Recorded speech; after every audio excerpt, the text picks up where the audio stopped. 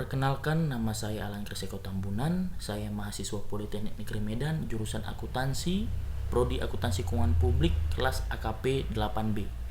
Di sini tugas saya itu diberikan oleh Ibu Dr. Deliana, yaitu saya di sini ingin meresum jurnal yang berjudul Fraud Prevention Initiative in the Nigerian Public Sector, Understanding the Relationship of Fraud Incidents and the Elements of Fraud's Triangle Theory. Penipuan telah menjadi ancaman paling layak bagi ekonomi global yang membutuhkan perhatian maksimal dari forensik akuntan dan auditor tradisional serta badan anti korupsi di seluruh dunia. Meskipun upaya luar biasa untuk memberantas kegiatan penipuan, memang ditemukan bahwa penipuan dalam berbagai sifatnya terus tumbuh frekuensi dan tingkat keparahan menurut Wolf and Hermansen tahun 2004. Tujuan utama dari penelitian inilah adalah untuk menguji pengaruh segitiga penipuan terhadap pengalihan faktor-faktor yang menyebabkan terjadinya kecurangan di sektor publik Nigeria. Tujuan khususnya adalah yang pertama, periksa hubungan signifikan antara tekanan atau insentif untuk melakukan penipuan dan penipuan insiden di sektor publik Nigeria. Yang kedua, untuk menentukan hubungan yang signifikan antara peluang dan rasionalisasi untuk melakukan penipuan dan kejadian penipuan di sektor publik Nigeria.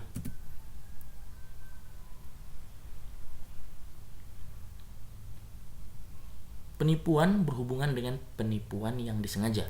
Penipuan dapat didefinisikan sebagai penggunaan trik, tipuan, atau apapun yang disengaja, tindakan tidak jujur untuk merampas hak hukum orang lain atau uang properti menurut Ernest dan Young tahun 2005. Namun, Albrecht tahun 2004, Hopwood tahun 2008, Rizai tahun 2010, Kranaska tahun 2011, dan KPMG tahun 2011 menyatakan bahwa penipuan melibatkan penggunaan penipuan yang disengaja dan tindakan logis lainnya untuk mendapatkan keuntungan ilegal atas suatu entitas meskipun dapat menyebabkan kerusakan.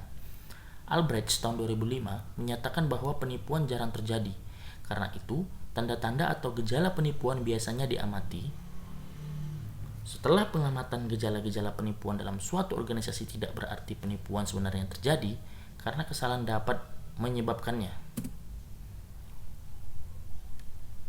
Ramaswamy tahun 2005 menyatakan bahwa ada beberapa alasan mengapa kasus penipuan muncul, di antaranya adalah tata kelola dan akuntansi perusahaan yang buruk kegagalan.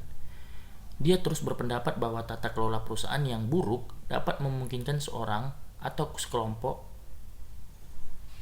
berminat untuk memiliki kemampuan untuk memanfaatkannya untuk melakukan kegiatan penipuan dalam organisasi tersebut.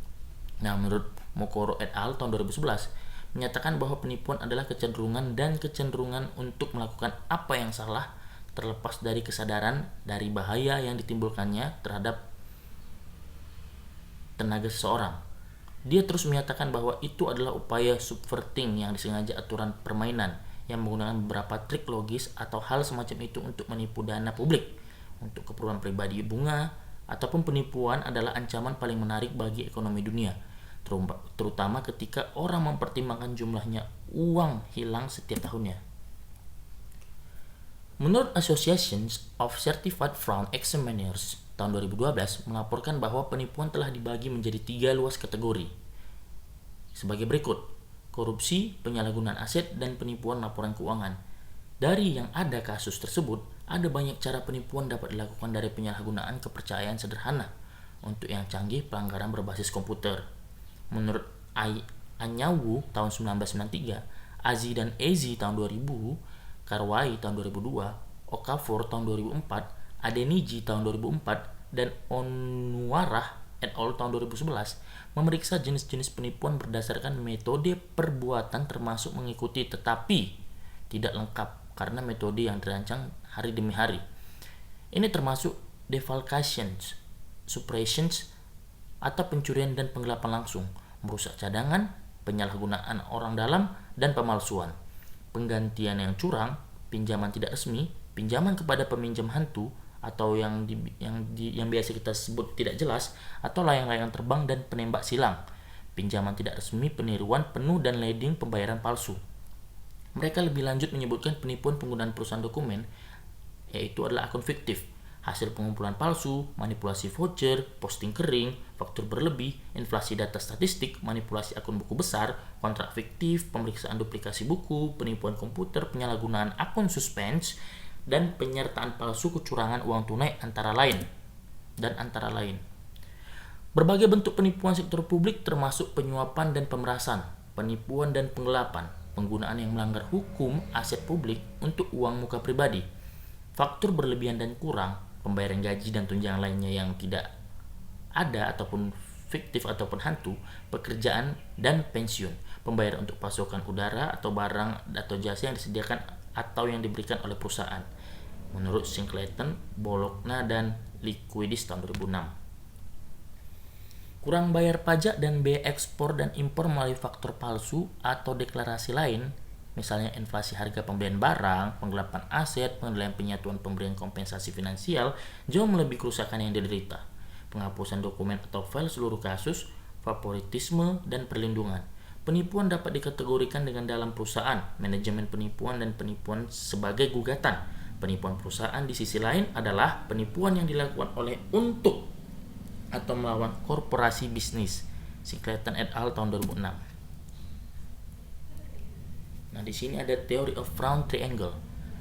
Dalam penyebab menentukan alasan mengapa orang melakukan penipuan, Krejci tahun 1950 merumuskan teori yang dinamai oleh FTT setelah mempelajari 250 penjahat dalam jangka waktu 5 bulan. Teori ini pertama kali diterbitkan pada tahun 1953. Krejci diunduh oleh University of New England AUS pada pukul 23.18 tanggal 6 Maret 2018. PT3 tahun 1953 menyatakan bahwa harus ada 3 elemen bagi penipu untuk melanggar kepercayaan. Elemen-elemen ini tekanan atau insentif, peluang, dan rasionalisasi. Di sini ada figure 1 Frown Triangle Search. Krejci tahun 1953, pressure. Yang pertama ada pressure. Alberts et al. Tahun 2006 menunjukkan bahwa sangat penting untuk menggunakan kata yang dirasakan saat menggambarkan tekanan atau peluang untuk melakukan penipuan. Ini karena tekanan atau peluang untuk melakukan penipuan mungkin tidak nyata, dan itu hanya tergantung pada persepsi pelaku. Lister tahun 2007 menyatakan bahwa tekanan atau insentif adalah faktor kunci untuk melakukan penipuan. Dia menyebutkan 3 jenis tekanan yang terdiri dari tekanan pribadi, tekanan kerja, dan tekanan eksternal. Fona tahun 2008 menguji beberapa tekanan individu dan perusahaan sebagai motivasi yang signifikan.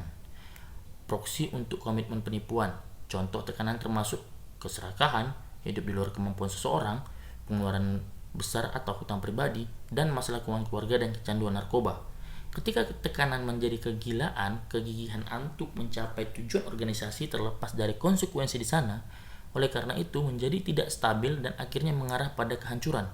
Dalam situs ini, individu lebih mungkin terlibat dalam kegiatan yang meragukan, yang mengakibatkannya dapat mengarah pada penipuan atau yang menurut Hooper dan Pornelli tahun 2010. Hipotesis yang pertama, ada hubungan yang signifikan antara tekanan untuk melakukan penipuan dan insiden kecurangan di internet sektor publik Nigeria. Yang kedua ada opportunity. Menurut Ray dan Subramanian tahun 2008 dan Rasya dan Andrew tahun 2012, peluang adalah kelemahan dalam sistem di mana karyawan memiliki peluang, kekuatan, dan kemampuan untuk mengeksploitasi dan kemungkinan berkomitmen penipuan. Semakin banyak sistem kontrol internal organisasi, semakin kecil kemungkinan untuk menyembunyikan kecurangan. Hooper dan Pornelli tahun 2010 menyatakan bahwa bahkan ketika seorang karyawan memiliki tekanan berlebihan, penipuan finansial tidak mungkin terjadi kecuali ada peluang. Kelemahan kontrol internal organisasi, sistem audit yang buruk, kurangnya catatan akuntansi, dan pemisahan tugas yang buruk secara signifikan mempengaruhi individu untuk melakukan penipuan. Turner Mock dan Pripastava tahun 2003 berpendapat bahwa meskipun ada tekanan atau motif pada seseorang, dia tidak dapat melakukan penipuan sampai kemungkinan dibuat. Moyes et al. Tahun 2005 menyatakan bahwa berhubungan pihak transaksi akan dianggap sebagai faktor kedua di antara banyak faktor risiko peluang. Sayel dan Zimbelman tahun 2004 berpendapat bahwa transaksi pihak terkait hanya dapat dianggap sebagai posisi ketiga di antara berbagai elemen yang mengindikasikan adanya peluang untuk melakukan penipuan. Hipotesis yang kedua adalah ada hubungan yang signifikan antara peluang untuk melakukan kecurangan dan insiden kecurangan di internet sektor publik Nigeria.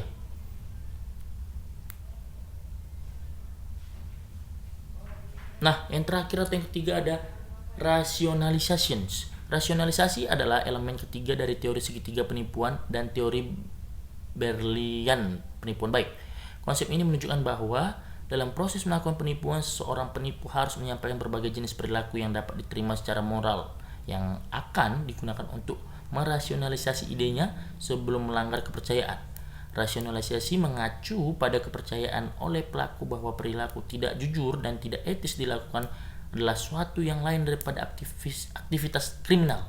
Tidak mungkin bagi pelaku untuk melakukan penipuan jika ia tidak dapat merasionalisasi kesalahannya perilaku tidak etis.